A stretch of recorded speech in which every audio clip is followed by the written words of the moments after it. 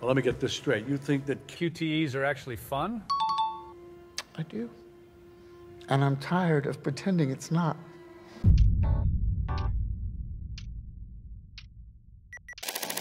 If there's anything we learned about cutscenes, is that there's no right way to do cutscenes. And sometimes, cutscenes struggled with the fact that characters can do things that you can't do in-game. Like for example, why can't I, as Master Chief, give the Covenant back their bomb? Instead having a cutscene do it for me? Don't get me wrong, it looks really cool, but at the same time though, I want to do that. I want to blow up the Covenant. Enter QTEs, a sequence where a button prompt pops up immediately and I press it, and it does an action in the cutscene. There are multiple different methods of doing the QTE. Some are timing intensive and others are not. The most common and arguably the most hated QTE sequences are the ones TV tropes labels press X to not die. People really hate the idea of instant death, especially if there's a tight window. I will admit these are kind of BS, especially if it's done incorrectly. Or worse, on keyboard and mouse, where the QTE can literally be any button on your keyboard. Or mouse, in the case of Spider-Man, middle click? You can't be serious, right? Honestly, I'm not a big fan of these kind of QTEs either. I think these QTEs could be stomachable if they could just, I don't know, give us a better window of opportunity. My favorite type of QTEs are QTEs that you can engage as a sort of mini-game. Maybe it's a beam struggle in DBZ, or maybe it's one of your finishing moves in Dissidia Final Fantasy. More often than not, these QTEs are integrated within the game itself. These happen during gameplay and definitely not during cutscenes.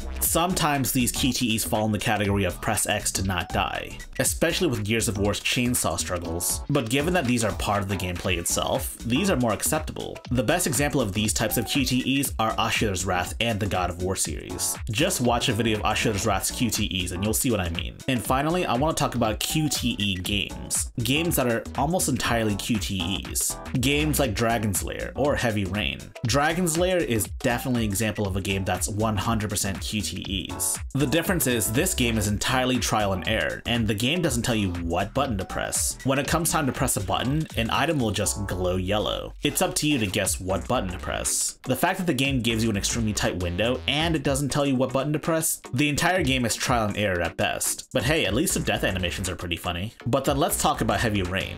Heavy Rain is another game that's almost entirely QTE. The main draw to these story-based games is that the story can go in any number of directions. At times, you can choose what to say, but at other times, the game demands action from you. The game demands you press buttons at the right time, otherwise you fail the task. The thing with these types of games is that failure of a certain task can take you in a drastically different direction in terms of story. And if a character dies due to your failure, you don't even get a game over. The story might just continue with that character being dead. QTEs have both been used to great effect and abused terribly. Probably the worst QTE in existence is Halo 4's final QTE. Instead of an epic final boss battle against the Didact, instead he gets killed by a QTE. Literally, a QTE. And not even multiple QTEs, just one where you stick a grenade on his body and then he explodes and then just falls and dies. I can see why the entire gaming industry turned their backs on QTE as soon as Halo 4 came out, because that was just awful.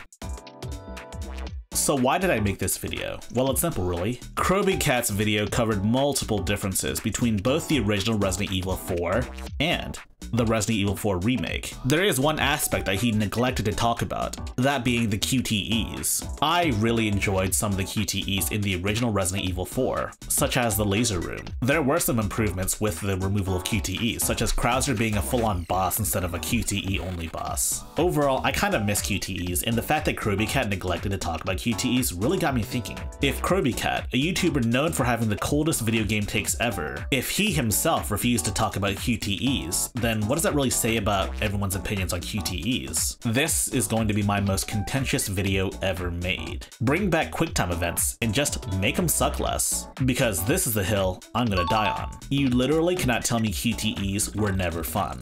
If you liked this video, you should give it a thumbs up and spread the good gospel of high-tech lowlife. And if you want to see more high-tech lowlife, be sure to enable notifications and press the subscribe button. Furthermore, we have a community Discord server for enlightened individuals such as you. And in case you wanted to directly support high-tech lowlife, you can join our Patreon page.